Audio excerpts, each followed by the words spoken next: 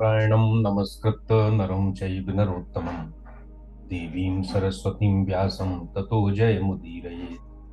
प्रपन्नपारिजाताये तोत्रवेत्रैकपाणिये ज्ञानमुद्राय कृष्णाय गीतामृतदुहे नमः। वसुदेवसुतं देवं कंसचाणूरमर्दनं देवकी परमानंदं कृष्णं वंदे जगद्गुरुं। आज हम लोगों की दैनिक जीवन में गीता पर चर्चा का यह 54वां सत्र है और मैं आप सभी का स्वागत करता हूं। 7वें अध्याय के 20 श्लोक तक हम लोग पूरा कर चुके थे। तो आज हम जो प्रारंभ कर रहे हैं वो 7वें अध्याय का 21वां श्लोक प्रारंभ करेंगे और देखते हैं जहां तक 1 घंटे में हम जहां तक जा पाएंगे। तो 7वें अध्याय का 21वां श्लोक, यो यो याम याम तनुम भक्ता श्रद्धयार्चितुमिच्छति तस्य तस्याचलां श्रद्धां तामेव विदधाम्यहम्। जिस जिस रूप आकार को जो जो भक्त श्रद्धा से पूजना चाहता है उसकी श्रद्धा को मैं उस देवता में दृढ़ बना देता हूं। यो यो याम याम तनुम भक्तः, जिस जिस रूप आकार को भक्ता श्रद्धयार्चितुम इच्छति, भक्त श्रद्धा के साथ पूजना चाहता है, तस्य तस्या अचला श्रद्धा अचलाम श्रद्धाम, उसकी श्रद्धा को मैं अचल बना देता हूं। ताम एव विदधाम्यहम्। हम संसार में देखिए, इसमें पूरी गीता में जो सृष्टि के रहस्य हैं वो भगवान एक एक करके हमारे सामने खोलते हैं और हम जब इन रहस्यों को समझ जाते हैं तो उनके अनुसार अपना जीवन व्यतीत करने का प्रयास करते हैं और वही हमारे कल्याण का मार्ग है। सो ये भी एक नियम है। नियम ये है कि अगर आप सामान्य भाषा में देखें, सामान्य अपने जीवन में देखें, तो हम जो चिंतन करते हैं, जिस संगति में रहते हैं, उसी तरह के विचार हमारे सामने आते हैं।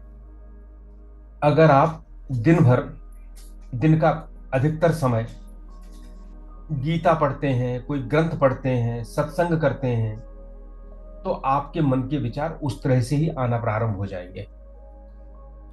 हम दिन भर लड़ाई झगड़ा बैर द्वेष में रहते हैं तो हमारे विचार वैसे हो जाएंगे। हम दिन भर ऐसी फिल्म देखते हैं जिनमें सस्पेंस है, जिसमें जासूसी है, जिसमें हत्या है, तो हमारे विचार उस तरह के हो जाएंगे। तो भगवान कहते हैं कि जो देवता में दृढ़ करना, अब थोड़ा सा इसको और देखिएगा, उस पर बात करेंगे, पर हम जैसे चिंतन करते हैं, जैसे विचार करते हैं, वैसे ही हमारे संस्कार पैदा हो जाते हैं, वैसी ही इच्छा होती है और वैसे ही हमारे कर्म शुरू हो जाते हैं। तो भगवान ने हमको ये स्वतंत्रता दी है कि हम जहां जहां जिस जिस रूप आकार में जाएंगे वैसा वैसा वो हमारी श्रद्धा को वहां दृढ़ करते जाएंगे। हमारा शरीर केवल शरीर नहीं है, वास्तव में इंसान वो है जो उसका मन है। शरीर तो सबका एक सा है, पंच तत्व से बना है, थोड़ा बहुत फर्क होता है, किसी का रंग अलग है, किसी की हाइट अलग है, लेकिन वास्तव में व्यक्ति वो है जो उसका मन है। मन में चिंतन है तो वो देवता भी है और मन में चिंतन हो जाए तो वो राक्षस भी बन जाएगा। और इस संसार को हम मन के कारण ही देखते हैं और जब वह मन सब चीजों को संसार में सत्य मानने लगता है तो सब कुछ पूरा हमें जो कुछ दिखता है वो जगत दिखता है। और वही मन जब उसको परमात्मा में मानने लगता है तो हर चीज में परमात्मा का दर्शन होना प्रारंभ होता है। सो यो यो याम याम तनु भक्ता श्रद्धयार्चितुम इच्छति, जो जो जैसा जैसा चाहता है। लेकिन ऐसा क्यों होता है? ये तो नियम है। ये भगवान ने हमें स्वतंत्रता दी है और ये स्वतंत्रता किसी भी दूसरे योनि में, किसी भी दूसरे प्राणी को नहीं है कि वो खुद तय करे कि उसको क्या सोचना है, क्या विचार करना, कहां अपनी श्रद्धा को दृढ़ करना है। देव योनि है तो वो केवल अपने पुण्यों का फल स्वरूप उसका भोग कर रही है। अगर कोई निम्न योनि है तो वो उसके जो संस्कार हैं, बुरे संस्कार हैं, उनकी सफाई हो रही है, धुलाई हो रही है प्रकृति के द्वारा, वो खुद कुछ नहीं कर पा रही है। लेकिन केवल मनुष्य योनि ऐसी है, शास्त्र कहते हैं, जिसमें हमें स्वतंत्रता है। यही भगवान हमें यहां बता रहे हैं। इसलिए आप देखें कि संसार के जितने धर्म हैं, धर्म तो धर्म जब शब्द कहते हैं तो हम सनातन कोई धर्म मानते हैं, बाकी तो मजहब है, संप्रदाय हैं, उनकी अपनी अपनी आस्थाएं हैं। लेकिन भगवान ये सब होने के बाद भी किसी के साथ कोई जबरदस्ती नहीं करते। जो मत संप्रदाय होते हैं वो कहते हैं तुम मेरे मत में आओगे तभी तुम्हारा उद्धार होगा, लेकिन यहाँ कोई जबरदस्ती नहीं है। इससे बड़ा लोकतांत्रिक धर्म कोई है ही नहीं। क्यों नहीं है जबरदस्ती? क्यों ऐसा है कि ऐसा नियम भगवान ने बना दिया? इसको हम अपने दैनिक जीवन में देखें, नियम तो ऐसा ही है। तो क्यों है? इसलिए है कि जिसमें कोई कमी होती है, अपूर्णता होती है, वह दूसरे को अपना दास बनाना चाहता है और चाहता है ये मेरे हिसाब से काम करे। जिसमें भी कमी होगी, जिस धर्म में संप्रदाय में कमी होगी, वो चाहेगा कि मेरा संख्या बल बढ़ जाए तो मैं अलग अलग लोगों को अपने धर्म में परिवर्तित कर लूं। लेकिन जो पूर्ण है अपने आप में, उसको क्या जरूरत है? सो परमात्मा पूर्ण है, परमात्मा में कोई कमी नहीं है। जो कुछ यह सृष्टि है यह परमात्मा का ही प्रोजेक्शन है, उनका प्रलंबन है, उनका ही प्रकटीकरण है। तो जो पूर्ण परमात्मा है, वह पूर्ण परमात्मा किसी को भी अपना दास नहीं बनाना चाहता। आप जितने देखेंगे, भगवान ने भक्तोसी में सखा चेती, अर्जुन को भी अपना सखा कहा है, अपना दास नहीं कहा, किसी को जबरदस्ती नहीं की। और गीता पूरे होने के बाद तो कहते हैं कि यथेच्छसी तथा कुरु, जैसी तेरी इच्छा हो वैसा करो। आप रामचरितमानस में देखें तो निषाद क्या था? निषाद एक भक्त था भगवान का, लेकिन भगवान ने उसको सखा कहा। सुग्रीव क्या था? सुग्रीव तो एक बानर था, एक राजा था, झगड़ा था उसका, विलासी था, लेकिन भगवान के पास जब आया तो भगवान ने उसको भी सखा कहा। और विभीषण को हम देखें तो विभीषण क्या था? विभीषण तो लंका में रहते हुए भगवान की भक्ति करता था, साधक था, भगवान ने उसको भी अपना सखा कहा। तो जो परमात्मा का स्वरूप है जिसको हमें समझना है, वो किसी के साथ कोई जबरदस्ती नहीं, किसी के साथ कोई पक्षपात नहीं, और भगवान ने हमको ये स्वतंत्रता दी है। गीता में हम लोगों ने कुछ समय पहले पढ़ा था, बात की थी, मत्तः परतरम किंचित नान्यद अस्ति धनंजय, मुझसे ज्यादा श्रेष्ठ कुछ भी नहीं है। वो जो सर्वश्रेष्ठ है उसकी लीला है, उस लीला में हमें स्वतंत्रता है, और इस स्वतंत्रता का ही हम कैसा उपयोग इस संसार में करते हैं वही हमारी सार्थकता है।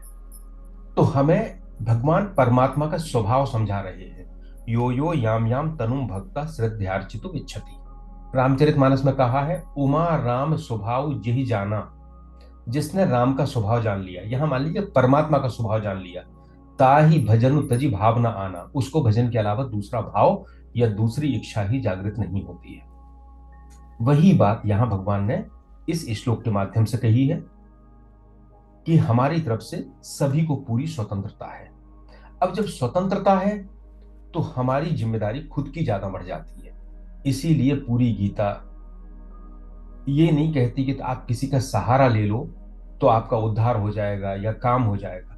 वो आपका अपना आत्मविश्वास बढ़ाती है, आपके ऊपर खुद अपने उत्थान और पतन की जिम्मेदारी छोड़ती है। उद्धरेद आत्मनात्मानम आत्मानम अवसादयेत्, खुद ही अपना उद्धार करता है, खुद भी अपना पतन करता है। सो गीता जिम्मेदार बनाती है, गीता लोकतांत्रिक बनाती है, गीता हमें परमात्मा के असली स्वभाव का परिचय देती है, ताकि हम संसार में जब कर्म करें तो परमात्मा के स्वभाव को समझ के कर्म करें। एक और इसकी बात आती है, हमें किसी को विचलित नहीं करना है। मान लीजिए मैं गीता को मानता हूं, लेकिन मुझे कोई ऐसा व्यक्ति मिलता है जो किसी गांव कस्बे के किसी पेड़ के नीचे रहने वाले किसी देवता का, प्रेत का, भूत का पूजन करता है।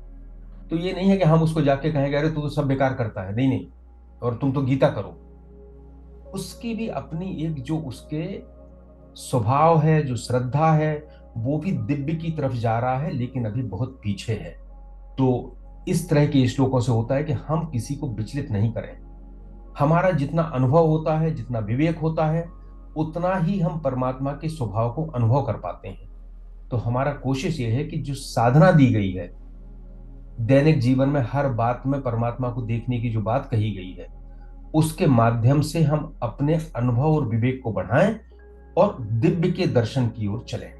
जब नरेंद्र विवेकानंद जी शुरू शुरू में रामकृष्ण परमहंस जी के पास जाते थे, तो बहुत पढ़े लिखे थे और सत्संग मिला तो और चीजें पढ़ने लगे, लेकिन उनके मन में ये बात आई कि जो हमारे गुरु कहते हैं, रामकृष्ण कहते हैं, जो वेदांत कहते हैं, वो तो सब सही है, लेकिन दूसरे मत संप्रदाय शायद इस चीज को नहीं समझते हैं। तो एक दिन नरेंद्र ने अपने रामकृष्ण जी से कहा, एक किसी धर्म संप्रदाय के बारे में तिरस्कृत बात कही, अरे ये तो ऐसा है ऐसा है।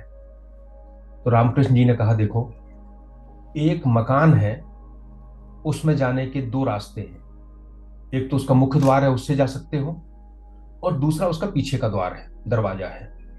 लेकिन पीछे का, उस समय बंगाल में जो भी शौचालय वगैरह होते थे, गंदा होता तो सब पीछे की तरफ किया जाता था। तो उन्होंने कहा जो पीछे का दरवाजा है वो निश्चित रूप से गंदा है, लेकिन उससे भी कोई घुसेगा तब भी वह मुख्य द्वार में पहुंच ही जाएगा। ये जरूर है कि वो घुसना उतना अच्छा नहीं है। तो कहते हैं कि तुम इस चीज को समझो कि कोई भी चीज में केवल मुख्य द्वार नहीं होता, दूसरे द्वार भी होते हैं, बगल में भी द्वार होते हैं, पार्श्व द्वार भी होते हैं, वहां से भी जाने के रास्ते हैं। सो किसी का तिरस्कार नहीं करना है, अपने मत पर दृढ़ रहना है और अपनी श्रद्धा को परमात्मा के प्रति दृढ़ करना है। अब जो श्रद्धा है वो केवल ऐसा नहीं है कि जिसकी हम पूजा करते हैं, जिस देवता की, उसमें ही भगवान दृढ़ करता है, नहीं, वहां तो करता ही है, लेकिन अगर हम परमात्मा के प्रति सोचने लगे तो हमारी श्रद्धा को भगवान परमात्मा के प्रति भी दृढ़ कर देंगे। अब इसका एक और व्यवहारिक जीवन में आप देखिएगा, हम बच्चों को पढ़ाते हैं, शिक्षा क्या है? शिक्षा मानव जीवन की प्रगति का पहला चरण है, और धर्म, धर्म उससे एडवांस चरण है। तो जैसे हम धर्म की बात करते हैं कि हमें किसी को विचलित नहीं करना है, उसको अपने आचरण के द्वारा, विनम्रता के द्वारा मार्ग बताया जा सकता है, लेकिन उस पर जबरदस्ती नहीं की जा सकती। इसी तरह शिक्षा में हम बच्चों को जब पढ़ाते हैं तो वहां भी यही बात आती है। हम एक पूरे क्लास में कुछ बच्चों को तिरस्कृत नहीं कर सकते कि तुमको कुछ नहीं आता, तुम अलग हटो, तुम किसी काम के नहीं हो। नहीं, उनको भी परमात्मा ने जितनी शक्ति दी है, जितना विवेक दिया है, उसका उपयोग करके वो आगे बढ़ रहे हैं। और ये जो मूलभूत सिद्धांत है सनातन धर्म के, इसी कारण सनातन धर्म समन्वय का धर्म है। अन्यथा हम कहना शुरू कर दें कि मेरी ही बात सही है, मुझे अपना संख्या बल चाहिए, तो हम इस सिद्धांत से विपरीत जा रहे हैं। यानी परमात्मा का जो स्वभाव है, जो प्रकृति का स्वभाव है, जिस पे हमारा कोई वश नहीं है, वो तो है, उससे विपरीत जा रहा है। इसका मतलब हम अपने जो कल्याण का रास्ता है उसको बंद कर रहे हैं। अब एक बात आती है कि भाई इतने अलग अलग देवता क्यों? इसलिए हैं कि हम जितने मानव हैं वो केवल एक जन्म के संस्कार लेके नहीं आए हैं यहाँ पे, जन्म जन्म के संस्कार लेके हमने यहाँ जन्म लिया है, और वो संस्कार अचेतन में पढ़े हैं। अब वो संस्कार समय को पाकर जागृत होते हैं, तो जिसकी जैसी प्रवृत्ति रही है, जिसके जैसे संस्कार रहे हैं, उसको वैसा देवता अच्छा लगेगा। अगर तामसिक संस्कार हैं तो वो तामसिक देवताओं की तरफ जाएगा, क्योंकि संस्कार तामसिक हैं तो वो फल भी तामसिक चाहता है, तो वो तामसिक देवताओं की पूजा करेगा। संस्कार राजसिक हैं तो वो राजसिक देवताओं की पूजा करेगा, और सात्विक हैं तो सात्विक देवताओं की करेगा। और तीनों गुणों से परे जाना है तो परमात्मा की करेगा, क्योंकि वह तो सबका स्वामी है, उसका ही पूरा प्रकटीकरण है। तो जितने व्यक्ति हैं, जितने संस्कार हैं, जितने भाव हैं, उस हिसाब से भगवान ने इसकी रचना की है और हम सबको स्वतंत्रता दी है। तस्य तस्या चलाम श्रद्धाम तामेव विदधाम्यहम्। जैसा करते हैं वैसे हम श्रद्धा को दृढ़ करते हैं। अगला श्लोक लें, 22वां। सातया श्रद्धया युक्तस्तस्याराधनम् ईहते लभते च ततः कामान मय्येव विहितान् हितान्। उसी श्रद्धा से युक्त होकर वह उस आकार की देवता की पूजा करना चाहता है, और वह उस देवता से कामनाओं को प्राप्त करता है। वास्तव में ये भी लाभ मेरे द्वारा ही निर्धारित है। सा तया श्रद्धा युक्तस, वह उस श्रद्धा से युक्त होकर तस्याराधनम ईहते, उस देवता की आराधना करता है। लभते च तथा कामान, और ऐसा नहीं है कि वो देवता उसको कामना पूर्ति ना करता हो, कामना पूर्ति करता है, परंतु मय्येव विहितान हितान। वह देवता उसको क्या देगा, इसका विधान क्या होगा, ये विधान परमात्मा का विधान है, ये देवता का विधान नहीं है। सो दूसरा अंतर इसको समझने का प्रयास करें।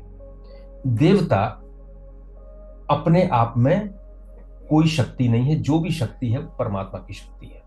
अगर पूरी सृष्टि परमात्मा का प्रोजेक्शन है, प्रलंबन है, परमात्मा का स्वरूप है, तो देवता भी उसका एक भाग है, तो वो भी परमात्मा का छोटा सा अंश है।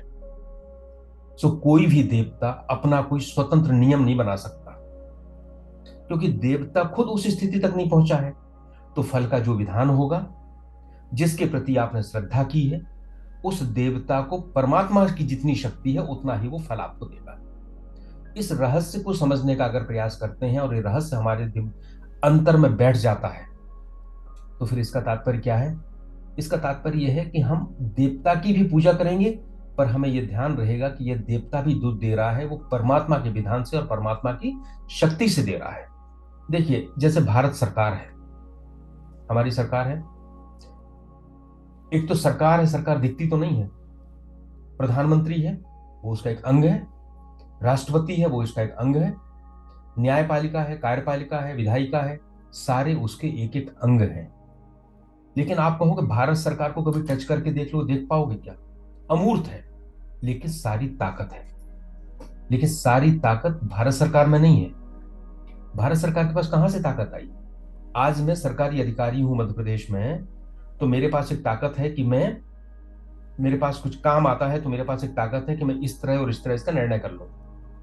और अपेक्षा ही की जाती है कि जो विधान है उसके अनुसार मैं निर्णय करूंगा। वो ताकत मेरे पास कहां से आई? इसलिए आई क्योंकि मध्य प्रदेश सरकार ने मुझे उस पद पर नियुक्त किया है। मध्य प्रदेश सरकार भी कहीं दिखाई नहीं देती। मध्य प्रदेश सरकार और भारत सरकार के पास ताकत कहां से आई? क्योंकि हमारे देश का एक संविधान है जिसने कहा है कि ताकत की किस तरह शक्तियां जाएंगी। तो मैं जो कर रहा हूं वो संविधान से आया। और संविधान में ताकत कहां से आई? संविधान की प्रस्तावना में कहा है, हम भारत के लोग, we the people of India. कहां से आई? क्योंकि पूरे देश के लोगों की चेतना ने कुछ सोचा, उसने अपने प्रतिनिधियों का चयन किया और उन प्रतिनिधियों ने एक संविधान बना दिया। तो ताकत कहां से आई? उस संविधान सभा में इस देश के सारे लोगों की चेतना से ताकत आई। और वो चेतना कहां से आई? वो चेतना परमात्मा का अंश है। अगर परमात्मा नहीं होता तो चेतना नहीं होती। तो अगर संविधान में भी कोई शक्ति है और वो इस देश के सारे लोगों ने मिलकर दी है, तो वह भी उस चेतना के कारण आई है जो परमात्मा ने दी है। सो आप अंततोगत्वा देखेंगे कि मैं अगर सरकारी काम कर रहा हूं तो ये भी उस परमात्मा की शक्ति से ही काम कर रहा हूं, ये अलग से नहीं आई। ये तो हो गया सरकारी बात। मेरे शरीर के अंदर शक्ति, मेरे पास शक्ति है, मैं चाहूं तो इस टेबल को उल्टा कर दूं। ये शक्ति कहां से आई? अगर ये चेतना ना होती तो शरीर कुछ नहीं कर सकता था।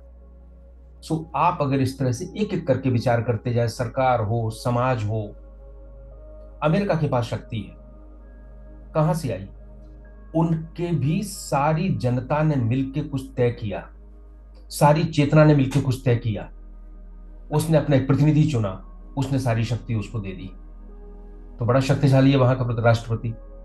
लेकिन सारी शक्ति, चाहे देवता की शक्ति हो, चाहे अधिकारी की शक्ति हो, चाहे मेरे शरीर की शक्ति हो, चाहे एक भूमि में उगने वाले अंकुर की शक्ति हो जो भूमि को फाड़ के बाहर निकल आता है, अगर आप विचार करते जाएंगे तो आप पाएंगे कि एक परमात्मा के अलावा इस संसार में कुछ भी नहीं है जिसकी शक्ति दूसरी।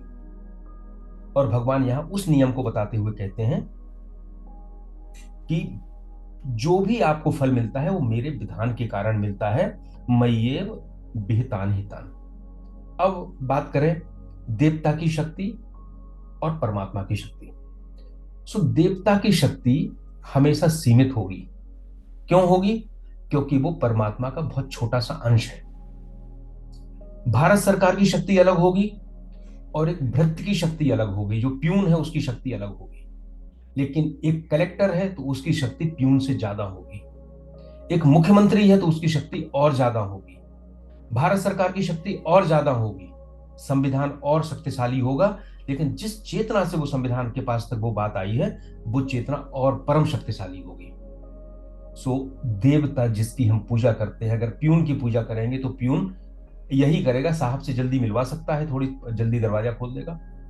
लेकिन हम बड़े की आराधना करेंगे तो हमें उतनी ज्यादा लाभ होने की बात होगी। तो जिसके पास जो है उससे ज्यादा वो नहीं दे सकता।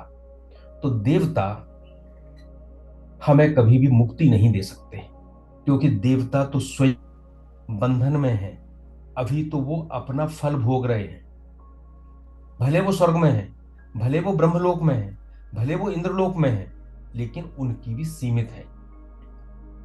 तो उनके पास जितना है, हम जब मांगते हैं, कामना करते हैं, तो जितनी शक्ति होती उतना हमको देते हैं, उससे ज्यादा नहीं देते। एक कथा है कि गांव के, आपको मालूम, हर गांव में कोई ना कोई एक देवता होता है, उसके घोड़े पे बैठा होता है, किसी पेड़ के नीचे होता है, कहीं ना कहीं होता है। एक देवता था, उसकी पूजा करते थे। भूत प्रेत कुछ भी हो सकता है, ब्रह्म राक्षस हो सकता है, इन सारी शक्तियों को गीता मानती है। और उसकी सवारी कुत्ता था। तो एक आदमी ने उसकी बड़ी आराधना की, तो वो खुश हो गया। देवता बोला, तुमको क्या वरदान चाहिए? तो व्यक्ति ने कहा कि साहब, मैं रेस कोर्स में पैसा लगाता हूँ, मुझे ऐसा घोड़ा चाहिए जो हमेशा जीते। उसने एक चाटा मारा। बोला, अगर मुझे घोड़ा देने की शक्ति होती तो मैं कुत्ते पे बैठता क्या? तो जितनी शक्ति होगी, हम जिसकी जैसी प्रार्थना करेंगे उतना ही हमको मिलेगा। तो कुत्ते पे बैठने वाले देवता को पूजोगे तो उतना ही दे पाएगा, घोड़े पे बैठने वाले देवता को पूजोगे तो उतना ही दे पाएगा। और परमात्मा की तो बात ही अलग है। सो हम विश्लेषण करें कि जितना हमारे पास फल आ रहा है, चाहे कर्मों का हो, पूजा का हो, वह कहां से आ रहा है? वह कर्मों का फल उस एक दिव्य स्रोत से आ रहा है, उस असीम स्रोत से आ रहा है, जिसको हम परमात्मा कहते हैं। और भगवान उसी की तरफ हमारा इशारा करते हैं कि उस स्रोत ने, उस दिव्य असीम सतचित आनंद ने का जो नियम है, वहीं से फल आता है। लेकिन होता क्या है, हमें इसका ज्ञान नहीं है। और हम क्या मानते हैं, ये फल तो हमने कर्म किया इसलिए आया, ये फल तो हमें फला देवता ने दिया। तो हमारी दृष्टि बदल जाती है। और जब दृष्टि हमारी देवता पर जाती है तो हम वहीं तक सीमित हो जाते हैं। और जब हम देखते हैं कि इसके पीछे एक असीम शक्ति है, एक दिव्य स्रोत है, एक परमात्मा है, एक ज्ञान होता है, तो हमारी श्रद्धा परमात्मा की ओर जाती है और वहां दृढ़ हो जाती है। अब जो देवता होते हैं, ये बड़े स्वार्थी होते हैं। तुलसीदास जी ने तो कहा है, परम स्वार्थी देवताओं को कहा है। जब भी राम और रावण का युद्ध होता था, हुआ, तो देवताओं को जिसकी तरफ लगता था कि ये जीत रहा है, उसी की जय जयकार करने लगते थे। तुलसीदास जी ने कहा है, आय देवता परम स्वार्थी, ऐसा कुछ चौपाई है। और हर देवता की अपनी अपनी मांग होती है, उसके एक पूजा का विधान होता है, उसका एक तरीका होता है। लेकिन गीता कहती है कि आप दैनिक जीवन में जो कर्म कर रहे हैं उसको ही परमात्मा को समर्पित करना है। कोई विधान नहीं है। परमात्मा से प्रेम करना है, परमात्मा के नियम को जानना है, उसके प्रति श्रद्धा को दृढ़ करना है। और देवता, एक रामचरितमानस में प्रसंग आता है कि जब भरद्वाज मुनि के आश्रम में भरत जी पहुंचे, तो भरद्वाज जी मुनि ने को लगा कि भाई ये तो राजकुमार हैं, इनके लिए हमें बड़ी व्यवस्था करना पड़ेगी। तो वो कहते हैं कि मुनि ही सोच पाहुन बड़ निवता। मुनि को बड़ा सोच हो गया कि मैंने बहुत बड़े मेहमान को न्योता दे दिया है। मुनि ही सोच पाहुन बड़ निवता, तसी पूजा चाहिए जस देवता। जैसा देवता होता है वैसी पूजा करना पड़ती है। तो ये देवता है, सीमित शक्ति के हैं, परमात्मा के नियम से चलते हैं, लेकिन हम इस बात को नहीं जानते हैं। तो और हम कामनाओं की पूर्ति करते हैं, परंतु ये परमात्मा के नियमों से ही कामना की पूर्ति होती है। एक कैन उपनिषद में एक कथा आती है। कैन उपनिषद है, महत्वपूर्ण उपनिषद है। वो कथा यह है कि जब देव और असुर का संग्राम हुआ, तो देवता जीत गए। अब देवता जीत गए तो उनकी सभा बैठी, तो सबको बड़ा गर्व हुआ कि मैं जीत गया, मेरे बल से जीत गए। तो वहां परमात्मा यक्ष के रूप में पहुंचे, यक्ष का रूप धारण करके पहुंचे। तो सारे देवता उनके पास पहुंचे, तो यक्ष ने पूछा, भाई आप लोग कौन हैं? तो देवता बोले, अरे मुझे नहीं जानते हो? अग्नि बोला पहले कि मैं अग्नि हूं। यक्ष ने कहा, अच्छा क्या करते हो? कि मैं जात वेद हूं, मैं सब कुछ जानता हूं, और ये संसार में जो भी चेतना है, जो भी अग्नि है, वो मैं हूं, मैं चाहूं तो एक क्षण में संसार को भस्म कर दूं। यक्ष ने कहा अच्छा ऐसा है, ठीक है। एक तिनका उसने दिया, कहा जरा इसको भस्म करके दिखाओ। अग्नि ने पूरी ताकत लगा दी, लेकिन उस सूखे तिनके को नहीं जला पाई। अब वायुदेव आए, तो उन्होंने कहा आप क्या हो? उन्होंने कहा मैं वायु हूं, मैं चाहूं तो सारे संसार को उड़ा दूं, मेरे पास इतनी ताकत है। यक्ष ने कहा अच्छा ठीक है, ये मेरा तिनका रखा है, जरा इसको उड़ा के दिखाओ। यक्ष ने पूरी ताकत, ओ वायुदेव ने पूरी ताकत लगा दी, लेकिन तिनका टस से मस नहीं हुआ। वरुण आए, उन्होंने कहा सबको बहा सकता हूं, लेकिन तिनको को नहीं बहा पाए। बाद में इंद्र आए। इंद्र आए तो यक्ष अंतर्ध्यान हो गया, और वहां श्रुति माता प्रकट हुई। श्रुति मतलब ज्ञान। और उन्होंने कहा कि तुम सब सोच रहे हो कि तुमने दानवों को हरा दिया है, असुरों को हरा दिया है। तुमने जिस शक्ति के कारण हराया है वो शक्ति वो परमात्मा की है, तुम्हारी नहीं है। तुम्हारी शक्ति होती तो तुम्हारी इच्छा से ये तिनका जल जाता, ये तिनका उड़ जाता, ये तिनका बह जाता, लेकिन तुम्हारी शक्ति नहीं है ये। सो ये जो महत्वपूर्ण बात है कि जो हम कर रहे हैं, जो देवताओं की शक्ति है, मेरी शक्ति है, वो कहां से आई है, इस चीज को भगवान हमको बताते हैं। और यह हमारे जीवन जीने के दृष्टिकोण में परिवर्तन करती है। अब एक छोटी सी बात और ले लें, देवता। देवता क्या है? देवता वैसे तो कहा कि परमात्मा की शक्ति है। जैसे भारत सरकार में हमने कहा कि बहुत सारे अधिकारी होते हैं, नेता होते हैं, सबकी अलग अलग शक्तियां होती हैं, इसे देवता भी छोटी सी शक्ति है। पर इसको थोड़ा सा हम अगर वैदिक वेदा उसमें शास्त्रीय रूप से देखें तो देवता तीन तरह के होते हैं, उनके तीन रूप होते हैं। एक होता है आधिदैविक, आधि भौतिक और आध्यात्मिक। तीन स्वरूप कैसे होते हैं? जैसे हम सूर्य का उदाहरण ले लें, तो आधि भौतिक कौन सा सूर्य है? भौतिक मतलब जो हमें इंद्रियों से दिख रहा है, हम स्पर्श कर सकते हैं, समझ सकते हैं। सो आसमान में जो सूर्य का गोला चमक रहा है वह आधि भौतिक सूर्य है। और आधि दैविक क्या है?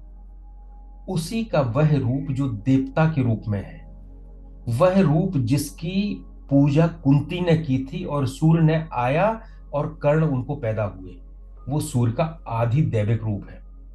और आध्यात्मिक क्या है? मेरी आंखें, मेरी दृष्टि का जो देव है वो सूर्य है। सूर्य अर्थात मेरे अंदर जो चेतना की शक्ति है जिसके कारण दिखाई देता है, वो सूर्य का आध्यात्मिक रूप है। अभी जब हम 8वें अध्याय में आएंगे तो आधि दैविक, आधि भौतिक, आध्यात्मिक, आधि अधियज्ञ, ये सारी चीजों पे बहुत विस्तार से बात होगी। सो अभी हमें केवल ये सोचना है, केवल हमें ये समझना है कि जो ये आध्यात्मिक देवता है हमारे अंदर, हम कहते हैं मैंने देखा, मैंने सुना, मैंने स्पर्श किया, मैंने बोला, मैंने स्वाद लिया, यह जो पूरी शक्तियां हैं ये मेरी नहीं है, यह भी परमात्मा से आई है। कैसे? इसको छोटी सी चीज देखिएगा। हमारे पास आंख है, स्ट्रक्चर है आंख का, लेकिन वो देख नहीं सकता। वो क्या है? आधि भौतिक है, स्ट्रक्चर है। लेकिन इसके अंदर सब कुछ होने के बाद भी कई बार ये होती, कहते हैं रोशनी चली गई। और रोशनी चली गई, स्ट्रक्चर तो ठीक है, आदमी मर गया, रोशनी खत्म हो गई, किसी और कारण से हो गई, लेकिन उसकी आंख निकाल के अगर किसी जिंदा आदमी को लगा दिया जाए जिसके पास स्ट्रक्चर नहीं है तो उसको दिखाई देने लगता है। तो देखने का काम ना तो उस आंख ने किया, ना उस स्ट्रक्चर ने किया, उसके अंदर जो चेतना है उसने किया। और वो चेतना क्या है? वो आपका मन है। मन जिस इंद्रिय से बाहर निकलता है वही बन जाता है। इसको समझें। मैं अभी आपसे बात कर रहा हूं, मेरा मन पूरी तरह कहां है? मेरे वाक में है, मैं बोल रहा हूं, सोच रहा हूं। इसी बीच अगर मुझे कोई आवाज दे, हो सकता है मुझे आवाज सुनाई ना दे, ध्यान ही ना दे, इतने ज्यादा मग्न है अपनी बात में। इसका मतलब है मेरा जो मन है वो कान के साथ संलग्न नहीं है, वो अभी आंख के साथ संलग्न है, वो बाक के साथ संलग्न है। कई बार हम एक बहुत अच्छा दृश्य पिक्चर देख रहे हैं, इतनी अच्छी देख रहे हैं कि हमारा पूरा मन आंख के साथ ही संलग्न है। अब कोई हमको बुलाए तो सुनाई नहीं देगा, क्योंकि मन अभी जिस इंद्रिय के साथ संलग्न होता है वही बन जाता है। तो इंद्रिय कुछ नहीं है, उसके अंदर बैठा हुआ देवता जो मन वहां पहुंचता है। और मन क्या है? मन जो है वो आत्मा की चेतन शक्ति के कारण प्रकाशित है। सो अंत में अगर देखेंगे कि चाहे वो देखना हो, चाहे सुनना हो, चाहे बोलना हो, कुछ भी हो, वो सभी उस मन के ही अलग अलग तरह के रूपांतरण है। और अंदर उसका जो मुख्य है, जो आधार है, वो चेतना है, जो परमात्मा का अंश है। तो ये सारे देवता हैं, इनकी आराधना है और इनकी आराधना के फल है। तो भगवान आगे बताते हैं इनके फल कैसे हैं। अभी तो उन्होंने ही बता दिया, पूरा विज्ञान बता दिया कि परमात्मा क्या है और परमात्मा का जो देवता है वो क्या है, उनके फल क्या है। अब भगवान कहते हैं 23वां श्लोक, अंतवत्तु फलम तेषां तद्भवत्तल्पमेधसाम् देवान् देवयजो यान्ति मद्भक्ता यान्ति मामपि।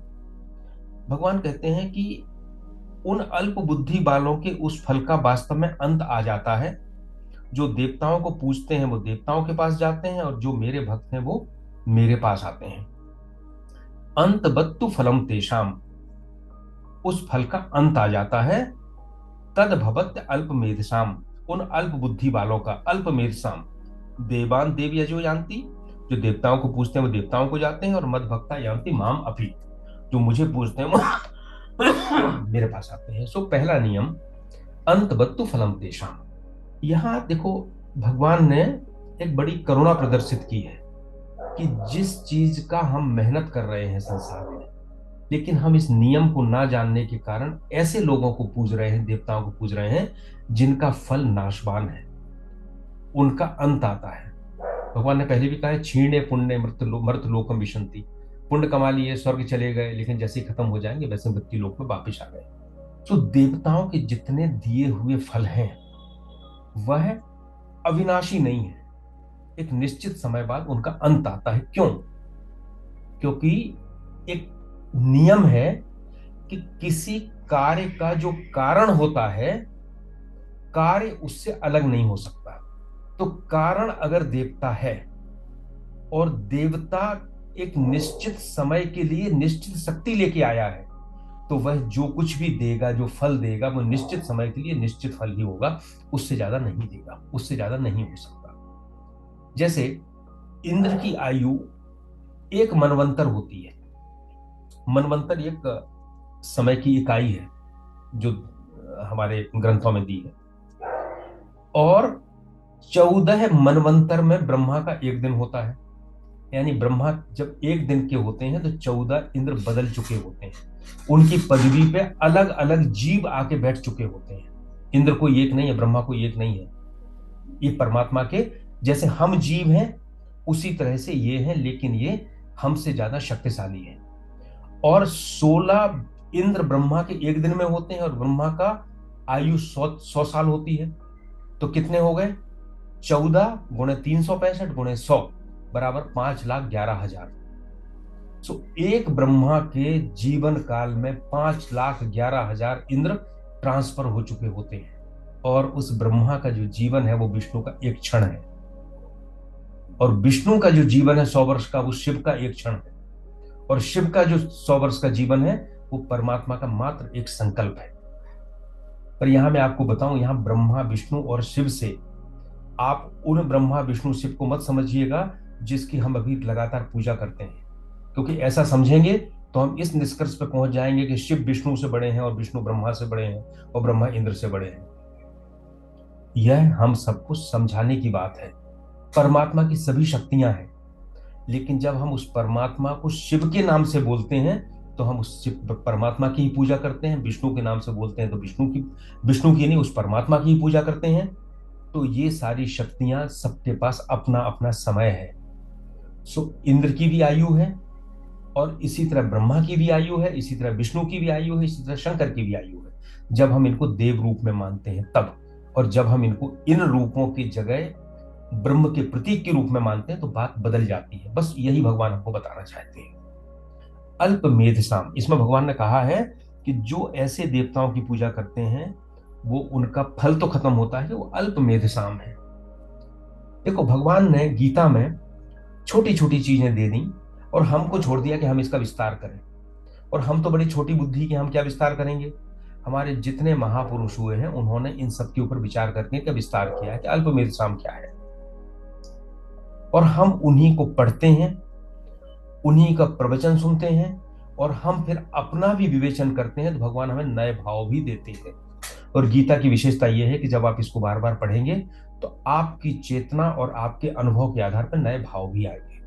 तो अल्पमेध साम की हम बात करेंगे कि ऐसे व्यक्ति, उनको अल्पमेध साम भगवान ने कहा है वो क्या है। पहला तो यह है कि भगवान ये कहते हैं कि जिस तरह की मेहनत करके आप एक स्थायी फल प्राप्त कर सकते हो परमात्मा का, वो स्थायी फल प्राप्त ना करके अनित्य देवता से अनित्य और नाशवान फल प्राप्त कर रहे हो, अपने समय का बर्बादी कर रहे हो, इसलिए आप अल्पमेध साम हो, अल्प बुद्धि वाले हो। पहला। दूसरा, हम कह सकते हैं कि हर देवता की अपनी उपासना विधियां हैं। कोई शुक्रवार की पूजा में प्रसन्न होता है, किसी को तेल चढ़ता है, किसी को खटाई नहीं चढ़ती, किसी को पीला फूल चढ़ता है, किसी को लाल फूल चढ़ता है, कुछ ऐसे हैं जो केवल पीले रंग की मिठाई ही खाते हैं। कितने तरह के देवता हैं, अलग अलग तरह के। कुछ को, किसी को कुछ नहीं है तो कुमड़े की बलि ही देते हैं, कद्दू की बलि देते हैं। सबके अलग अलग नियम है, लेकिन और सबकी मंत्र अलग है, तरीके अलग हैं, विधियां अलग हैं, आसन अलग हैं, क्या क्या नहीं है। लेकिन इतना सारा करने की जगह हर पदार्थ, हर क्रिया, हर परिस्थिति में अगर परमात्मा का ध्यान किया जाए तो वह इन सबसे ऊपर है। तो भगवान कहते हैं जब हमने इतनी सरल विधि दे रखी है, इसके बाद भी इन सब में उलझे हुए हो, और वो उलझे भी किसमें, गलती हो जाती है तो देवता दंड भी देता है। परमात्मा तो दंड नहीं देता। परमात्मा या तो कल्याण करता है या आपको छोड़ देता है, आप जो जैसा करते हैं आपको कर्म के नियम के अनुसार फल मिलता है। तो इसलिए अल्पमेध साम है। ऐसे व्यक्तियों की आध्यात्मिक बुद्धिमत्ता कम है। ऐसा व्यक्ति आवश्यक नहीं कि संसार में सफल ना हो सकता है उसके पास बहुत पैसा हो सकता है उसके पास बहुत पावर हो, लेकिन ये जो कुछ भी है वो सभी अनित्य है, एक समय के बाद खत्म हो जाएगा। अभी मैं पेपर में कुछ दिन पहले पढ़ रहा था, बिहार के कोई एक नेता थे, अपने समय में बहुत पावरफुल रहे, इतने पावरफुल थे कि तूती बोला करती थी, और अभी किसी स्टेशन पे मिले हैं वो, जहां पे बीमार थे, अकेले बैठे हुए तो कोई पहचानने भी तैयार नहीं था। तो आध्यात्मिक बुद्धिमत्ता की कमी होना अल्पमेध साम है। एक और, मेधस का अर्थ होता है यज्ञ। अल्पमेध साम जो छोटे छोटे यज्ञ करते हैं, छोटी छोटी चीजें करते हैं। देखो, देवता हमेशा उदार नहीं है, देवता हमेशा तौल के देता है। जितना आप देवता को दोगे देवता आपको उतना ही देगा, उससे ज्यादा नहीं देगा देवता। इसीलिए आपने देखा होगा कि लोग कहते हैं हम 108 कुंडी यज्ञ करेंगे, तो दूसरा बोलता मैं 1008 कुंडी यज्ञ करूंगा, तीसरा बोलता है कि मैं पार्थिव शिवलिंग बनाऊंगा, तो कितने बनाऊंगा, 1 करोड़ बनाऊंगा, तो दूसरा 1 लाख लोगों को जोड़ लेता, कहता है मैं 10 करोड़ बनाऊंगा। क्योंकि ये शिव की भी पूजा कर रहे हैं तो परमात्मा मान के नहीं कर रहे, शिव को देवता मान के कर रहे हैं। सो जितनी ज्यादा पूजा करते हैं उतना ज्यादा फल प्राप्त करना चाहते हैं। सो अल्पमेध साम, छोटे छोटे यज्ञ करते हैं, लेकिन देवता आपके यज्ञ के अनुसार देता है, लेकिन परमात्मा का नियम बिल्कुल अलग है। परमात्मा, आप जितने कम सामर्थ्य वाले होते हैं परमात्मा उतना ज्यादा देता है। इसलिए परमात्मा के सामने लोग विनम्र दीन होके जाते हैं, और परमात्मा उतनी मदद करता है। जितने अहंकार के साथ जाते हैं उतना परमात्मा दूर होता है। और आखिरी, हम अगर अल्पमेध साम की बात करें तो आप देखेंगे हर देवता का अपना एक सीमित दायरा है। मेरे आंखों में सूर्य देव है, मैं देखता हूं, लेकिन आपको मालूम है मैं हर चीज नहीं देख सकता।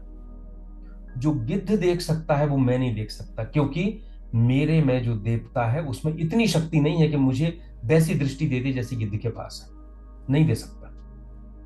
मेरे कानों में जो श्रवण देव है वो मैं जो सुनता हूं, लेकिन चमगादड़ जो पैरासोनिक वेव्स को भी समझ जाती है, मेरा जो देवता है वो मुझे वो शक्ति नहीं दे सकता है कि जो चमगादड़ सुन रही है वो मैं भी सुन पाऊं या समझ पाऊं, नहीं दे सकता, उसकी बड़ी सीमित है। तो देवता इतने, वो खुद भी इतने अल्प बुद्धि के हैं, तो उससे ज्यादा वो कुछ नहीं दे सकते। सो देवान देव यजो यान्ति मद भक्ता यान्ति मामपि। भगवान ने भक्ति के 2 विभाग कर दिए, देवताओं की भक्ति और परमात्मा की भक्ति। माम अपी, अपी, अपी शब्द भी, भी क्यों कहा? इसलिए कि परमात्मा के उपासना में जो देवता देते हैं वह भी मिलता है।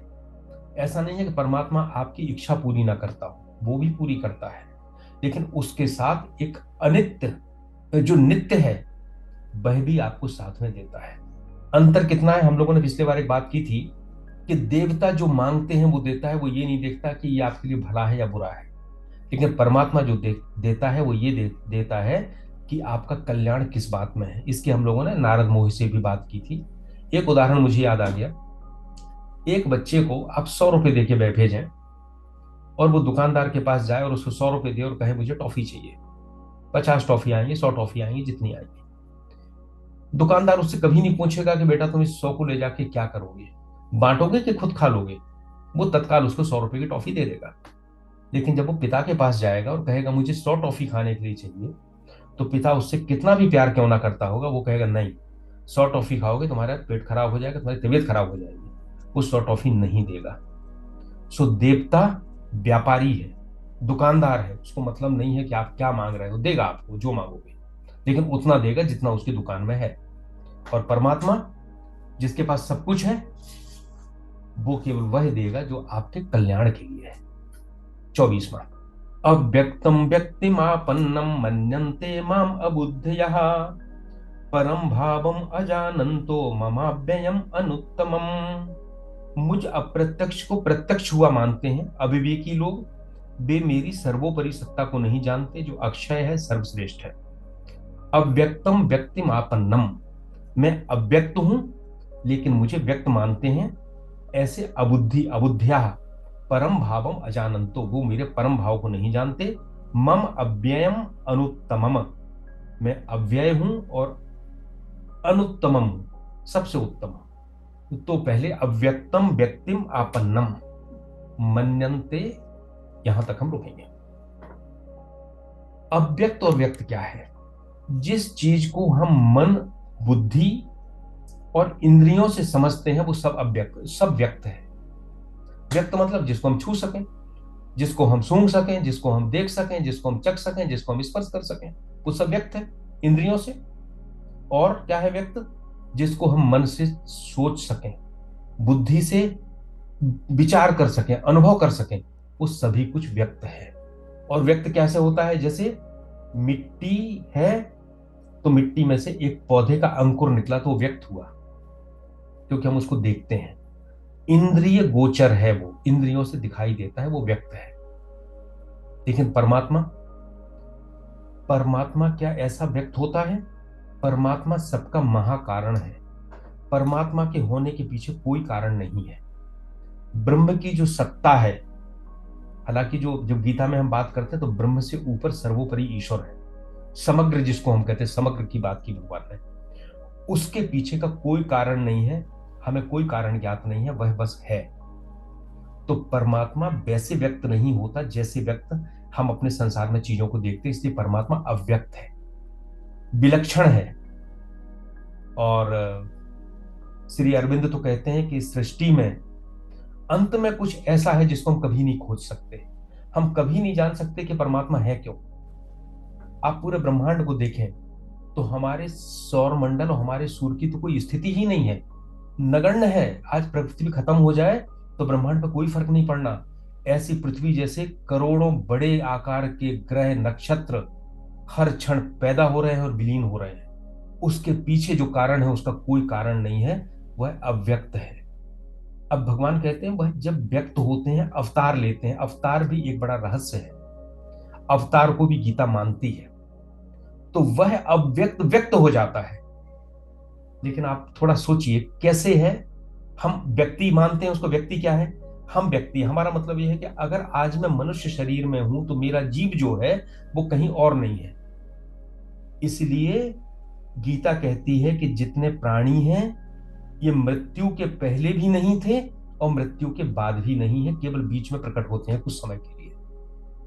लेकिन ईश्वर जब अवतार लेता है तो वह जब बीच में प्रकट होता है तब वह पहले भी रहता है और बाद में भी रहता है।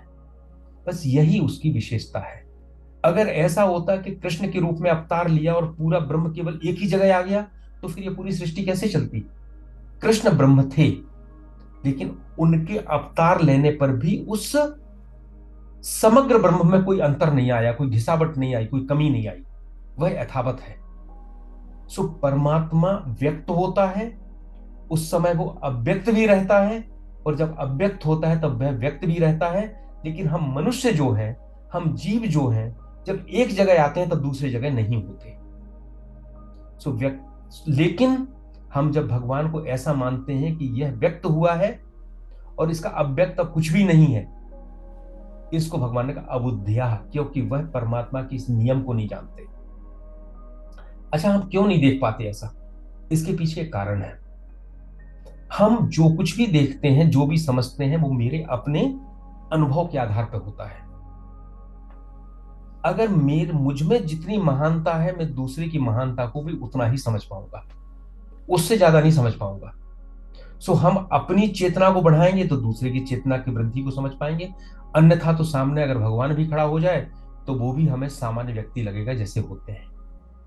तो जब कृष्ण ने भी अवतार लिया, जब राम ने भी अवतार लिया, तो उनकी महानता को हर कोई थोड़ी समझ पाया। अगर समझ पाता तो कंस क्यों दुश्मनी बोल लेता, शिशुपाल क्यों दुश्मनी बोल लेता, दुर्योधन क्यों नहीं उनकी बात मानता। और भगवान ने जिसको दिखाना चाहा, यशोदा को दिखाना चाहा, रूप दिखाया, लेकिन बाद में माया से उसको छिपा भी लिया ताकि वो अपने हमें पुत्र के रूप में समझे। तो महानता को पहचानने के लिए स्वयं में भी महानता होना चाहिए, योग्यता होना चाहिए। हम अपने अनुभव के चश्मे से ही सब कुछ देखते हैं, इसलिए हमें लोग वैसे ही दिखाई देते हैं जैसा मेरा अनुभव होता है। अगर लगातार हम अपराधियों के बीच काम करते हैं, भले हम पुलिस के रूप में क्यों ना काम करें, अच्छा काम कर रहे हैं, लेकिन उनके मन में एक बात आ जाती है कि उनका अनुभव होता है कि ये आदमी बदमाश है, तो पुलिस वाला होगा तो उसको, आदमी को वो हमेशा अंदर से शंका की नजर से ही देखेगा, क्योंकि उसकी कोई बुराई नहीं है, उसका अनुभव ऐसा हो गया कि उसने हर अपराधी को देखा है लगातार। इसीलिए आप देखेंगे कई बार कहा जाता है कि गुरु शिष्य को पहचान जाता है, शिष्य गुरु को नहीं पहचान पाता। तो कहते हैं कि गुरु को मत खोजो, आप पात्रता विकसित करो, गुरु आपके पास अपने आप आएगा। क्यों? क्योंकि गुरु का अनुभव ज्यादा है, इसलिए वो शिष्य की पात्रता को पहचान जाता है। शिष्य का अनुभव कम है, इसलिए कभी वो गुरु को नहीं पहचान पाता। तो अव्यक्त जो है वह है जो इंद्रिय, मन और बुद्धि से नहीं जाना जाता। अव्यक्तम व्यक्ति मापन्नम मन्यन्ते, जो मुझ अव्यक्त को व्यक्ति मानते हैं, मतलब ऐसा मानते हैं कि मैं यहां हूं, केवल यही हूं, व्यक्ति हूं, वे अबुद्ध्या। अबुद्ध्या का मतलब मूर्ख नहीं, मूर्ख नहीं है। अबुद्ध्या का मतलब है ना समझ।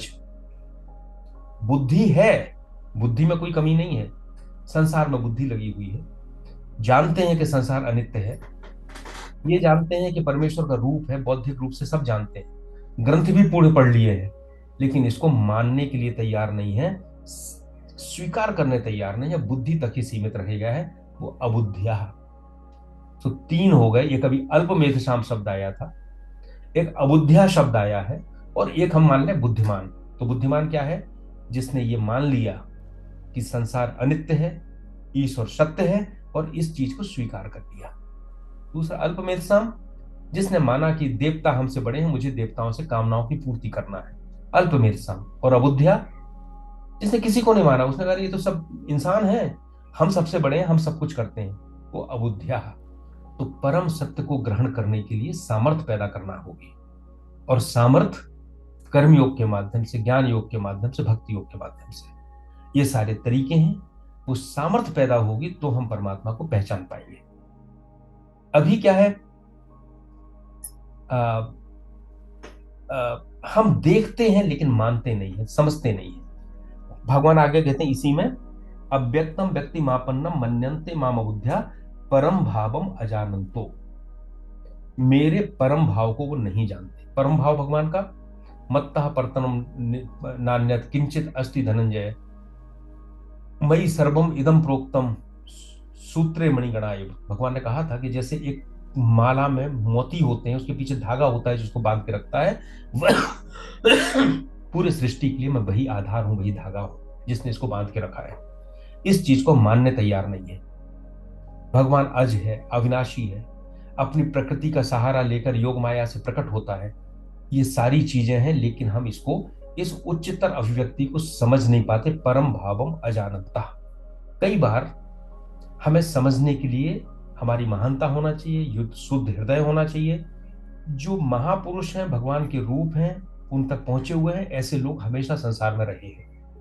ओशो तो कहते हैं कि जितने बड़े बड़े महापुरुष आपको दिखाई दे रहे हैं, हो सकता है लोग इसमें विवाद भी हो सकता है, पर ओशो का यह कहना है कि जो प्रथम श्रेणी के महापुरुष थे उनको तो बिना पहचाने ही वो बाहर चले गए। जो द्वितीय श्रेणी के थे उनको ही, जिन्होंने थोड़ी लीलाएं अपनी की, उन्हीं को लोग पहचान पाए। और समय हमें बता देता है, जब बुद्ध थे तो उनको भी एक सन्यासी के रूप में वो भी गांव गांव भटकते रहते थे। कई बार तो गांव में गए तो लोगों ने उनको ठहरने नहीं दिया, वहां से भगा दिया।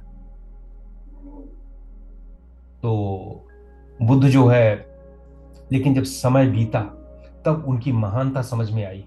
उन्होंने आधे संसार में बौद्ध धर्म का प्रचार कर दिया, लोगों को अनुयायी बना लिया। तो समय के साथ भी हम महापुरुष को पहचानते हैं, भगवान के अवतार को पहचानते हैं। आज तो हम कृष्ण को अवतार मानते हैं, राम को मानते हैं, लेकिन जब त्रेता और द्वापर युग थे उस समय के सब लोग समझ पाए? नहीं समझ पाए। सो उस समय उनको सामान्य रूप से व्यक्ति माना, अबुद्धिया लोगों ने, परम भावम अजानंतो। हम इसको एक उदाहरण ले सकते हैं। एक व्यक्ति के पास घर की सफाई में उसको पत्थर मिला, उसको लगा कि पत्थर है, गंदगी चढ़ी हुई थी, पुराने जमाने की बात है, उसने कहा इसको बेच देते हैं, अच्छा पत्थर है, गोल सा दिखता है, कुछ पैसे मिल जाएंगे। तो पंसारी के पास गया, पंसारी ने देखा, बोले हाँ है तो ठीक, इसको हम अपने बाट के रूप में उपयोग कर लेंगे तराजू पे, तो हम तुमको इसमें जो भी दिया उसने, हम 2 रुपए देंगे, 1 रुपए देंगे, जो भी होगा। उसने सोचा थोड़ा और देखते हैं, जौहरी के पास गया, जौहरी ने देखा अरे ये तो हीरा है, ये तो अनमोल है। तो महापुरुष जो भगवान है वह भी जब आते हैं तो इसी तरह से ढके रहते हैं, जौहरी ही उनको पहचान सकता है। इसे एक चीज और हमें समझ में आती है, भगवान हमसे यह आह्वान कर रहे हैं कि ऐसा नहीं है कि आज के अनुभव से आपने किसी चीज को समझ लिया तो वो अंतिम हो गया। आपका अनुभव बदलेगा, आपकी दृष्टि बदलेगी, आपने जिस चीज को महान नहीं समझा उसको महान समझने के योग्य हो जाओगे। सो अंतिम निष्कर्ष पे मत पहुंचो। भगवान हमको धर्म में वैज्ञानिक बना रहे हैं। वैज्ञानिक क्या है? वैज्ञानिक एक प्रयोग करता है, प्रयोग से निष्कर्ष लाता है, अगला प्रयोग करता है, वो निष्कर्ष बदल जाता है, दूसरा निष्कर्ष आ जाता है। पहले कभी कहा जाता था कि परमाणु से छोटा कुछ होता ही नहीं, फिर कहा नहीं इसमें तो न्यूट्रॉन, प्रोटॉन और इलेक्ट्रॉन भी होते हैं, फिर पता चला नहीं इससे भी छोटे छोटे होते हैं, क्वार्क्स होते हैं, और पता नहीं कितने तरह के होते हैं, कण होते हैं। फिर पता चला कि नहीं नहीं, इसके अंदर और भी ऐसा है जो न कण है न तरंग है। क्वांटम फिजिक्स पे आ गए, क्लासिकल फिजिक्स से क्वांटम फिजिक्स की तरफ चले गए। सो निरंतर वैज्ञानिक अपनी दृष्टि को प्रयोग के आधार पर बदलता जाता है। भगवान भी कहते हैं कि तुम भी रूढ़िवादी मत बनो, जैसे जैसे अनुभव बढ़ेगा वैसे वैसे तुम मेरी सत्ता को समझोगे। तो ओपन रहो, रूढ़िवादी मत बनो, धर्मांध मत बनो, ये मत कहो कि मैंने जो कहा वही सब कुछ है। परम भावम अजानंतो, अभी तो तुम परम भाव जानते ही नहीं, हमें तो प्रयास करना है।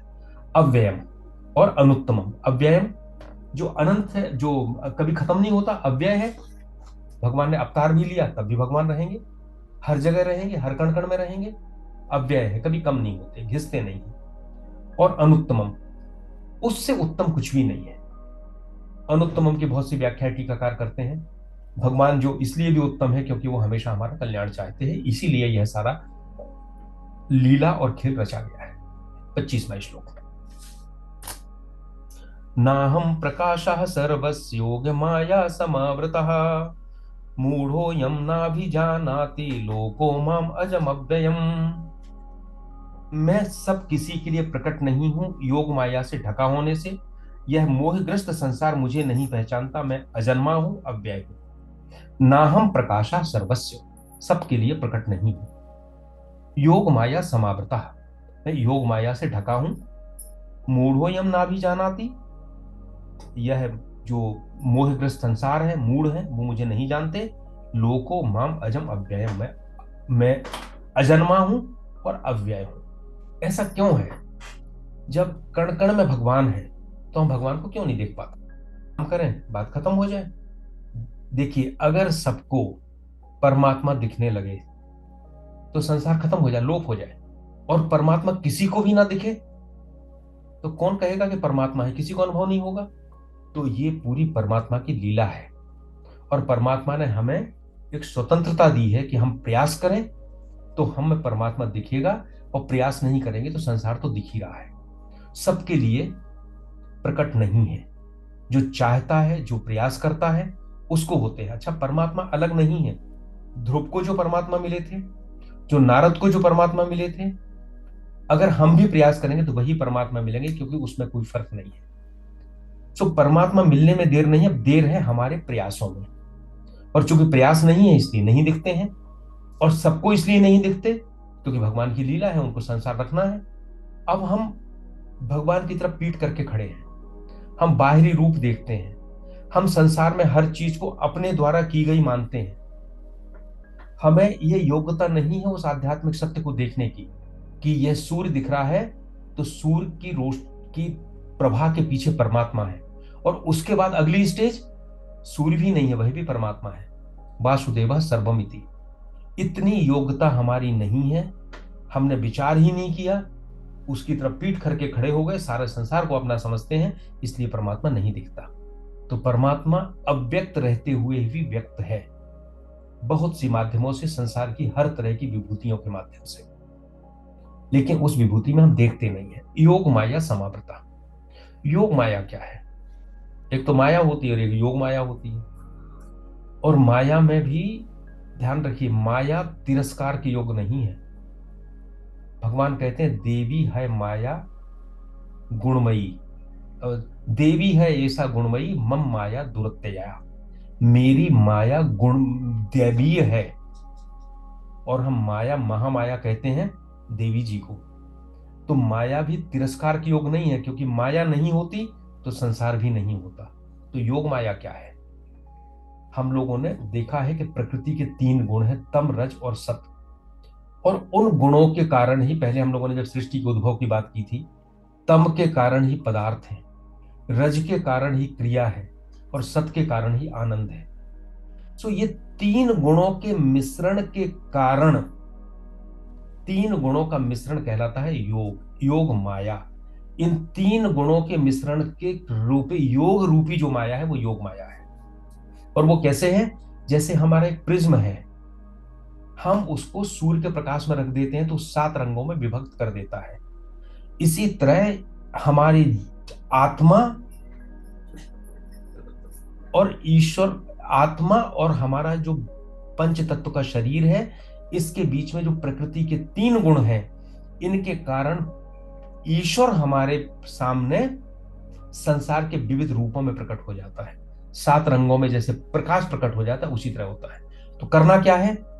उस प्रिज्म को हटा के अगर हम शुद्ध प्रकाश देख सकें तो वो मुक्ति है।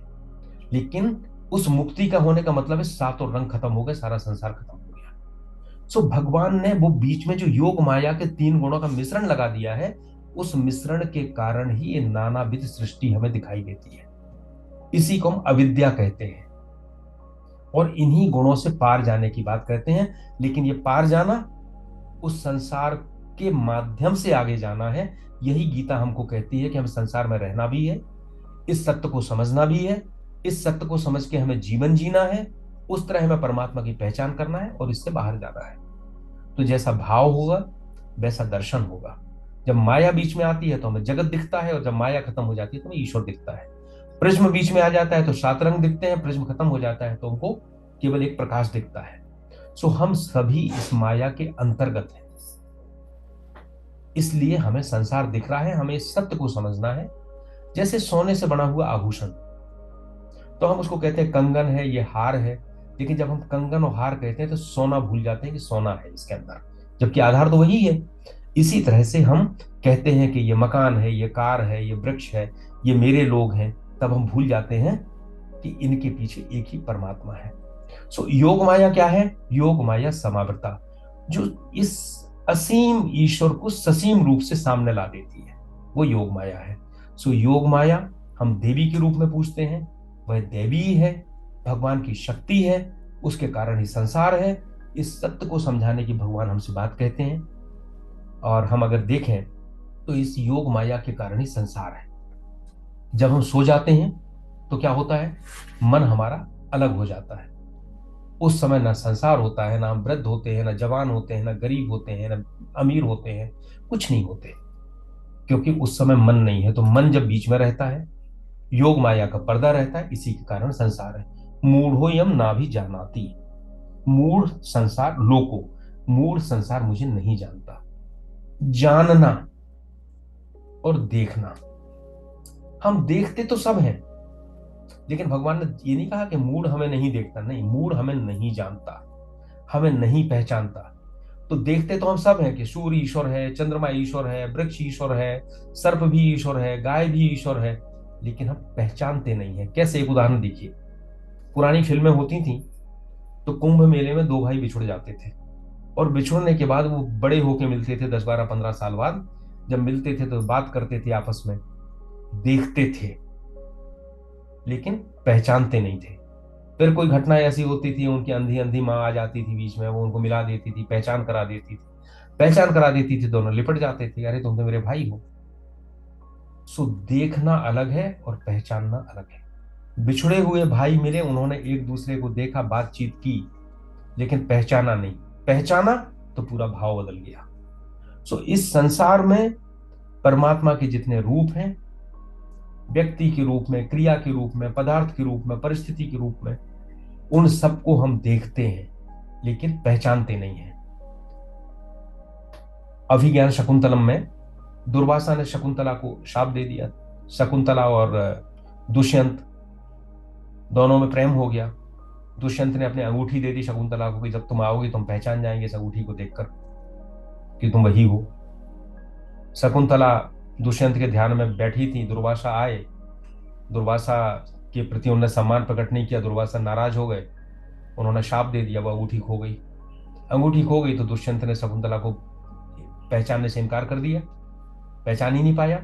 सो माया इसी तरह हमारा जो स्वरूप है उसको गुम हो जाता है, और इसलिए हम परमात्मा को पहचान नहीं पाते हैं। और पूरी प्रक्रिया, अभी जो हमने 5 श्लोक आज कहे हैं, ये भगवान ने उस विधान को बताया है जो इस संसार का विधान है। इस संसार के विधान के अनुसार जब हम काम करते हैं तो फिर वो बात आती है कि हमारी चेतना बढ़ती है, हम परमात्मा को पहचानना प्रारंभ करते हैं। और परमात्मा को कोई एकदम नहीं पहचानते, हमारे मन में भाव आता है कि जो चीजें जिनको हम जानते थे कि ये परमात्मा का रूप है, अब हम उसको पहचानने भी लगते हैं। अभी तक तो बिछुड़े भाई बैठे हुए थे, अब वो बिछुड़े भाई लिपट भी जाते हैं। तो गीता जो कहती है कि ब्रह्मभूत होना मतलब दिखने लगना, और भक्ति उनकी पहचान करा देती है, उनमें एक करा देती है। आज बस यहीं तक। इति श्री कृष्णार्पणमस्तु। कोई भी साथी अपना प्रश्न पूछ सकता है। प्रणाम सर। मैं ओम प्रकाश शर्मा। हाँ, नमस्कार शर्मा जी। सर, योग माया पर थोड़ा सा प्रकाश डालें सर। अभी भी स्पष्ट नहीं है सर, योग माया क्या है।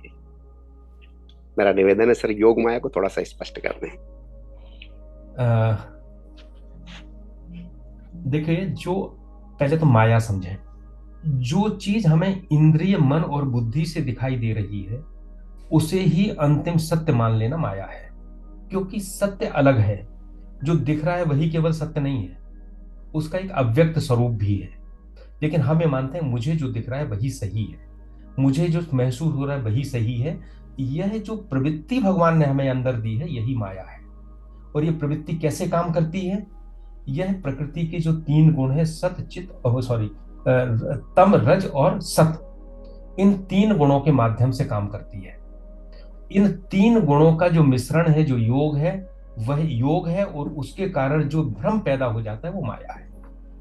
सो माया एक भाव है जो हमें संसार को संसार के रूप में दिखाता है।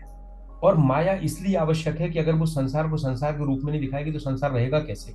अब चूंकि ये भाव है, और भाव को भाव से ही खत्म किया जा सकता है, तो जब हम दूसरा भाव पैदा करते हैं अपने अंदर कि परमात्मा का एक अव्यक्त स्वरूप भी है, और उस स्वरूप को हम दृढ़ से दृढ़ विश्वास करते जाते हैं, तब हमें संसार दिखता तो है लेकिन अंदर ये प्रतीति होती है कि परमात्मा का स्वरूप है, वासुदेव सर्वमिति।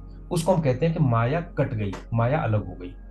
सो संक्षेप में मैं कहूं तो योग का मतलब 3 गुण, 3 गुण। उसको माया भी कहते हैं, और उसका कारण है तीनों गुणों का संयोग, योग होना। इसलिए उसको योग माया भी कहते हैं। सो ये केवल भाव है और दृष्टि है। देखिए, जब किसी का एनलाइटनमेंट होता है तो वो बदल नहीं जाता, व्यक्ति तो वैसे ही रहेगा, वैसे ही खाएगा पिएगा सोएगा उठेगा, लेकिन संसार को देखने की दृष्टि बदल जाएगी। आज जो संसार के माया के कारण हमको भ्रम हो रहा है, दुख हो रहा है, संताप हो रहा है, चिंता हो रही है, वो समाप्त हो जाएगा, वो परम प्रसन्नता में आ जाएगा, मुक्त हो जाएगा।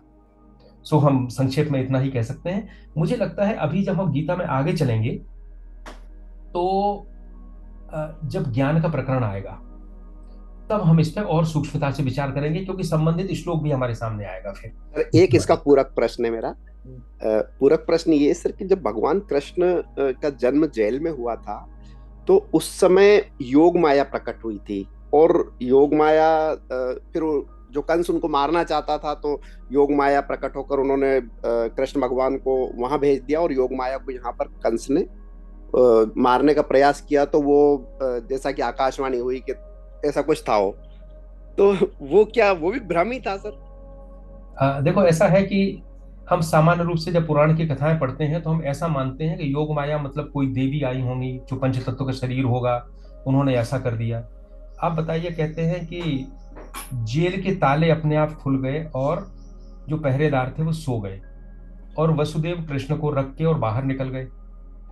अर्थ क्या है? अर्थ ये है कि जो प्रहरी बैठा हुआ था, जो देख रहा था कि हमें इनको बाहर नहीं जाने देना है, उसके सामने भी ऐसा भ्रम पैदा हो गया कि समझ ही नहीं पाया कि ये निकल गए कृष्ण को लेके हमारे सामने से। क्या है ये? भ्रम हो गया, उसको पैदा हो गया। यही तो योग माया है। सो योग माया को इस तरह मत लीजिए पौराणिक रूप से कि कोई देवी आई थी प्रकट हुई थी। ये जो भाव है जिसने भ्रम पैदा कर दिया और कृष्ण को लेके आसानी से निकल गए, कोई समझ ही नहीं पाया कि क्या हुआ है, यही तो माया है, यही तो योग माया है। Thank you sir. मेरा नाम संजीव श्रीवास्तव है और मेरा सवाल ये है कि भाई साहब, जैसे कहा जाता है कि हमने कहीं पढ़ा भी है कि श्री कृष्ण जी ने कहा है कि आप जिस भी देवता की पूजा करेंगे उसमें मेरा अंश होगा, यानी मैं भी उसमें रहूंगा। और अभी आपने जैसे बताया कि आप किस देवता की पूजा करते हैं, अलग अलग देवताओं की पूजा, तो इसमें थोड़ा सा मुझे भ्रम हो रहा है। नहीं, अभी जो 3-4 श्लोक संजीव आए हैं उसमें भगवान ने यही तो कहा है कि आप देवताओं की पूजा करते हो, उनका फल मैं ही देता हूं, देवता नहीं देता। देवता तो एक माध्यम है जिसकी शक्ति बहुत सीमित है। तो भगवान ने यही बात कही जो आप कह रहे हो। अंतर केवल इतना है कि जब आप उस देवता को ही अंतिम मान लेते हो तो आप परमात्मा तक नहीं पहुंच पाते, और जब देवता के माध्यम से आप ये करते हो कि हम पूजा इसकी कर रहे हैं लेकिन फल हमें परमात्मा दे रहा है, इस सत्य को आप समझ जाते हो तो आप परमात्मा से जुड़ते हो। इतनी सी बात है जी। बाकी भगवान ने ये नहीं कहा, इसलिए भगवान ने कहा तुम्हें जिसकी पूजा करना उसको करो, परम स्वतंत्रता है, पर जैसा करोगे उतना फल मिलेगा। दूंगा मैं अपने विधान से दूंगा। और श्री कृष्ण भी जब यहाँ माम की बात करते हैं, अहम की बात करते हैं, मैं मेरा, तो फिर वो श्री कृष्ण अवतार रूप में नहीं है, वो उस दिव्य चेतना की ही बात करते हैं जो अवतार के रूप में कृष्ण के रूप में भी थी और उसी समय कण कण में व्याप्त भी थी, व्यक्त भी थी और अव्यक्त भी थी, और वही उनकी विलक्षणता है। जी भाई साहब। जी जी पूछिए। जी नमस्ते सर जी। हाँ नमस्ते। मेरा प्रश्न ये है कि इष्ट देवता और परमात्मा, फिर इनमें भी अंतर तो नहीं बोल सकते, लेकिन हाँ अलग अलग जरूर हो सकते हैं। कई लोग बोलते हैं इष्ट देवता की पूजा सर्वोपरि होती है, ऐसा कुछ। आपका इष्ट देवता कौन होता है? अच्छा ये बताओ, आपका इष्ट मित्र कौन होता है? जो सबसे करीबी हो या जो हमें सीधा समझता हो। नहीं, जिससे आपके विचार मिलते हो जी। वही आपका भी इष्ट मित्र होता, दूसरा कोई इष्ट मित्र नहीं होता है ना। आप उसी को इष्ट मित्र बनाओगे जिससे आपके विचार मिलेंगे, जिसके साथ आपको अच्छा लगेगा। तो हमारी चेतना का अलग अलग स्तर है, हमारे अलग अलग तरह के हमारे संस्कार हैं जो जन्म जन्म से आए हैं, और हमारा इस जन्म में दायित्व तो है कि हम उन संस्कारों को शुद्ध करें। तो जैसा संस्कार होगा वैसा देवता हमें अच्छा लगेगा, उससे हमारी एकता जल्दी स्थापित हो जाएगी। मान लीजिए मेरे सात्विक संस्कार हैं और तामसिक देवता है, तामसिक देवता कहता है बलि दो, और मेरे तो सात्विक संस्कार है, मैं तो बलि नहीं दे सकता, तो मेरा वो इष्ट देव नहीं हो सकता है। और अगर हम उसको इष्ट देव बना लेंगे तो हम उलझ जाएंगे, फिर हम कहीं नहीं पहुंच पाएंगे। सो इष्ट देव वो होता है जो हमारे मन और विचारों के अनुरूप होता है, और उसको हमने देवता तक सीमित किया तो वो फल देगा भगवान के विधान से, और अगर हमने उसको ईश्वर का अंश माना तो भी वो फल देगा, लेकिन हमारा जुड़ाव ईश्वर से करेगा। सो इष्ट देव का मतलब है वो देवता जो आपको अपनी परिस्थितियों में सबसे अच्छा लगता है। और इसीलिए 88 कोटि के देवता है, कोई कमी नहीं है। जिसके जैसी विचार हो, जैसी भावना हो, वैसा देवता को चयन कर सकता है और उस देवता के माध्यम से ईश्वर की प्रार्थना कर सकता है। एक और है, विचार तामसिक है और हम सात्विक देवता को करने लगे, तो अभी हम उस स्टेज पे नहीं पहुंचे। अभी हम KG1 के विद्यार्थी हैं, तो हमें अभी MA की पढ़ाई नहीं करना चाहिए। हमें उससे आगे बढ़ना है, छोड़ना है उसको धीरे धीरे, लेकिन मार्ग हमारा वहीं होकर जाएगा धीरे धीरे।